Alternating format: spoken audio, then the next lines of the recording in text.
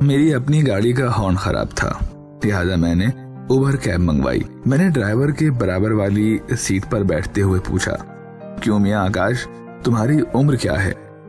उसने बहुत ही इनकसारी के साथ जवाब दिया, सर 21। मैंने कहा कि 21 और पढ़ने के बजाय गाड़ी चलाते हो? आकाश ने उस अंदाज से अगला जवाब दिया कि मैंने अंदाजा लगा लिया कि ये किसी परेशान घराने का बच्चा लगता है।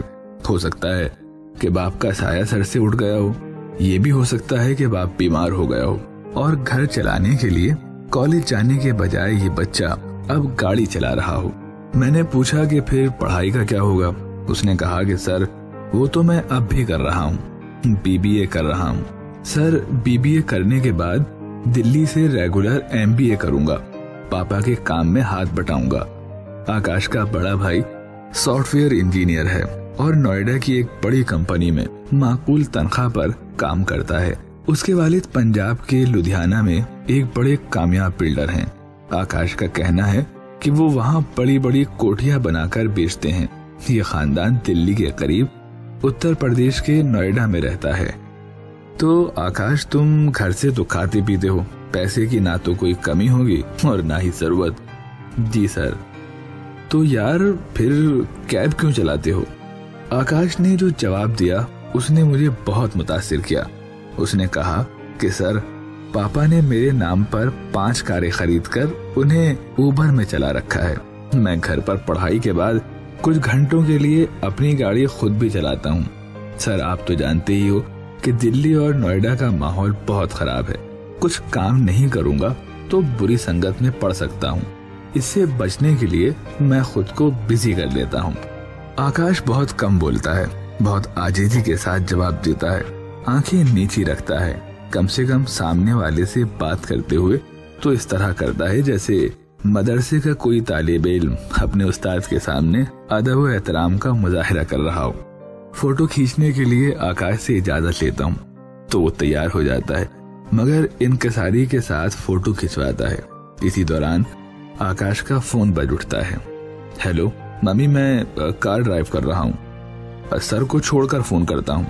मैंने कहा कि कार ड्राइव कर रहा हूँ कहने की जरूरत नहीं, ड्राइव कर रहा हूँ कह देना काफी होता है। आकाश ने बड़ी लजाजत के साथ शुक्रिया अदा करते हुए कहा, सर मेरी मम्मी कहती हैं कि कोई एक शब्द भी बता दे तो वो गुरु हो जाता है। इसी दौरान मेरी मंजिल आ जाती है। कितने पैसे हुए आकाश? जी सर 128 रुपए।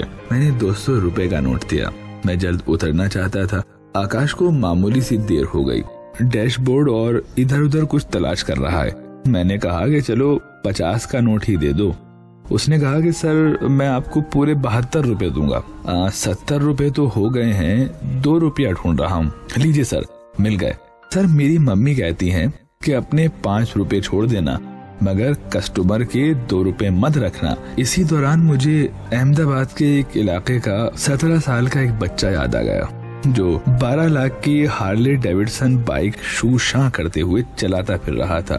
मैंने कहा कि आकाश तुम वाकई बच्चे नहीं हो, मैं तो तुम्हें अब तक बच्चा ही समझ रहा था। तुम तो बड़े बड़ों से भी पढ़े निकले, जीते रहो। मैं आखिरी जुमला अदा करते हुए गाड़ी से उतरकर चलने लगा। आकाश की आवाज आई, सर एक बात पूछ सकता हूँ? हाँ जरूर। सर GPS पर तो आपकी लोकेशन 1 किलोमीटर अंदर की आ रही है, मगर आपने मुझे बाहर बुलाया। मैंने कहा कि अंदर बहुत भीड़ रहती है। मैं जब ओला या उबर बुलाता हूँ तो खुद ही बाहर चला जाता हूँ। ड्राइवर को अंदर बहुत परेशानी होती है। इतना कहकर मैं चलने लगा। कहने लगा कि सर मुझे अक्सर इसी इलाके में ड्यूटी मिलती है।